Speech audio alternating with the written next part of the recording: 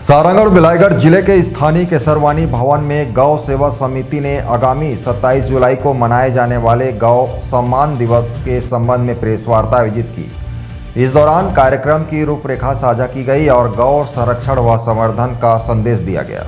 Press वार्ता में गौ सेवा आयोग की समिति के जिला अध्यक्ष सनीराम साहू, नरोत्तम द्विवेदी, पंडित गिरधारी लाल तिवारी, जगन्नाथ केसरवानी, नत्थू लाल केडिया, प्रियव्रत स्वर्णकार, हेमंती भारती सहित कई गणमान्य नागरिक और पत्रकार उपस्थित रहे।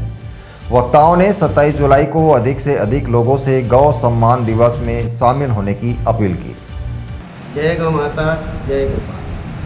27 तारीख को बड़े मठ जापानी मंगला में गौ माता के सम्मान के लिए एक रैली निकाली जाएगी। सबसे पहले वहाँ 7:30 बजे से उपस्थित होंगे हमारे जितने भी गौ भक्त हैं, माताएं हैं, बहन हैं, गौ संत हैं, गौ प्रेमी हैं, गौ की जो सेवा करते हैं के सब 7:30 बजे पहुँचेंगे और विजय मंत्र का 1 घंटा जाप होगा, श्री राम जय जय राम। उसके बाद कलश यात्रा के साथ रैली निकलेगी और राज्यपाल जी को, प्रधानमंत्री को, मुख्यमंत्री को और राष्ट्रपति जी को नाम से ज्ञापन कलेक्टर महोदय को दिया जाएगा।